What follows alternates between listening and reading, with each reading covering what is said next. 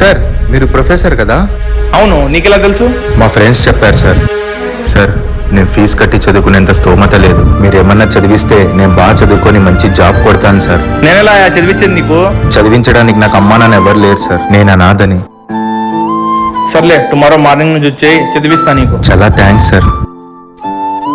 ఏమింత late? కొంచెం పనుండి late అయింది sir. సర్లే. ఏమి రేపు మళ్ళీ లేట్?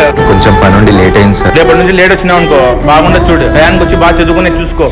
సరే సార్. ఏంది పిల్లడు ఇంతసేపు అయినా రాలేదు? ఎప్పుడు లేట్ వస్తున్నాడు? ఉండు.